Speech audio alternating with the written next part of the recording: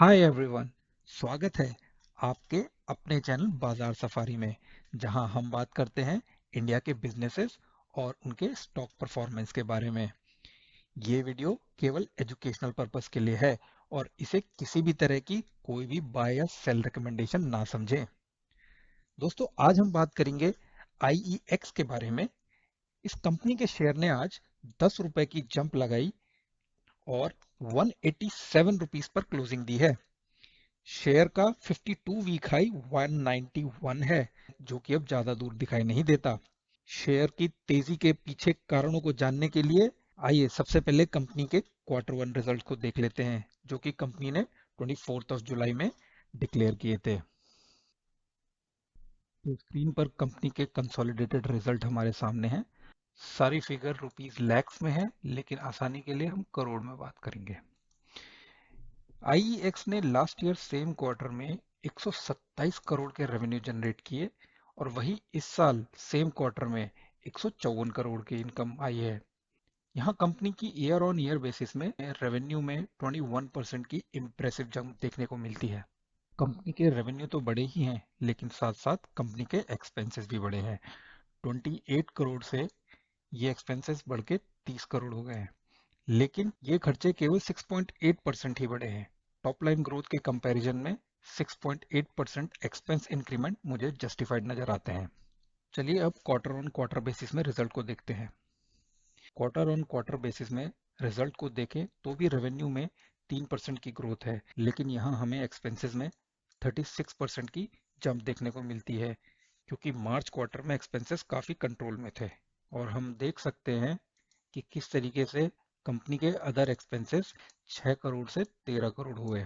यही वजह है, अगर हम नेट प्रॉफिट को देखें तो ईयर ऑन ईयर बेसिस में 27% की नेट प्रॉफिट में ग्रोथ नजर आती है। वहीं क्वार्टर ऑन क्वार्टर बेसिस में ये फिगर थोड़ी सी कम हुई है पिछले क्वार्टर से।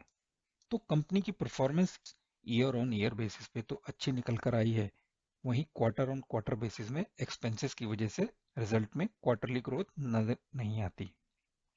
चलिए बात करते हैं कि कंपनी ने अपनी इन्वेस्टर प्रेजेंटेशन में क्या कहा। तो यहाँ हम देख सकते हैं, एज पर आईईएक्स आने वाले सालों में पावर की डिमांड 6% कैकर से बढ़ेगी। साथ ही साथ हम इलेक्ट्रिसिटी की पावर एक्सचेंज में ट्रेडेड वॉल्यूम भी यहाँ देख सकते हैं, जो कि ईयर ऑन ईयर बेसिस पे इंक्रीज हो रही है।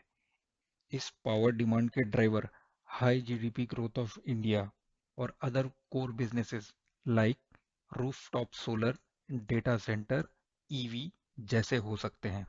साथ ही साथ कंपनी ये भी कहती है कि आने वाले सालों में एसी की कंजम्पशन बहुत ज़्यादा हो जाएगी और एज पर आईईएक्स ये 9 गुना हो जाएगी। तो बॉटम लाइन ये है कि आने वाले सालों में पावर की डिमांड बढ़ेगी ही, और आईईएक्स कंपनी जैसी कंपनीज जो कि प्लेटफॉर्म प्रोवाइड करती हैं जहां पावर खरीदी और बेची जाती है, इनके बिजनेस में सस्टेनेबल ग्रोथ देखी जा सकती है। वहीं आईईएक्स सिर्फ पावर ही नहीं बल्कि दो और प्लेटफॉर्म प्रोवाइड करता है, जहां आप गैस और कार्बन दोनों को एक्सचेंज कर सकते हैं, और आने वाले समय में ये कोल एक्सचेंज में भी कदम रखने की सोच रहे हैं। ये सब एक्सचेंजेस कंपनी के प्रोडक्ट पोर्टफोलियो को डाइवर्सिफाई करते हैं। इससे कंपनी की future revenue growth risk mitigate होती है। अगर एक एक्सचेंज अच्छा परफॉर्म नहीं कर पा रहा है तो दूसरे से रेवेन्यू कॉम्पनसेट हो सकती है। बात करते हैं ईयरली फाइनेंशियल परफॉर्मेंस की। हम यहाँ देख सकते हैं आईईएक्स के प्लेटफॉर्म में पावर की ट्रेडेड वॉल्यूम 16% से ईयर ऑन ईयर बेसिस से ग्रो कर रही है। इसका इम्पैक्ट हम 15% बढ़ते हुए ऑपरेटिंग रेवेन्यू से भी देख सकते हैं।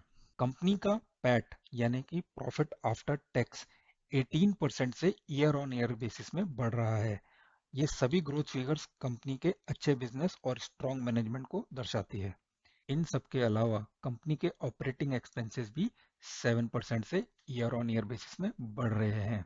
कंपनी के एक्सपेंसेस कंट्रोल में है या नहीं, ये हमें पता चलता है operating expenses percent to total revenue की फिगर से। यहाँ हम देख सकते हैं कि ये नंबर ईयर ऑन ईयर बेसिस से कम होता जा रहा है और इस क्वार्टर में ये अब केवल 11% रह गया है। ये सारी परफॉर्मेंस हमें कंपनी के ईपीएस में देखने को मिलती है, जो कि ईयर ऑन ईयर 18% से बढ़ रहा है। क्योंकि company electronic platform exchange provide करती है, तो ये जाहिर सी बात है कि जैसे जैसे कंपनी का बिजनेस बढ़ेगा, वैसे वैसे टेक्नोलॉजी कॉस्ट भी बढ़ेगी। लेकिन अच्छी बात यह है कि कंपनी ओपेक्स के साथ कैपेक्स में भी खर्चा कर रही है। ये तो थी कंपनी की परफॉर्मेंस रिपोर्ट। आइए अब देखते हैं कि डीआईआईज और एफआईआईज का आईईएक्स के प्रति क्या ओपिनियन है। हम यहाँ देख सकते हैं कि एफआईआईज और पब्लिक दोनों ही आईईएक्स को बेच रहे हैं, लेकिन डीआईआईज इस कंपनी में लगातार अपनी शेयर होल्डिंग बढ़ा रहे हैं।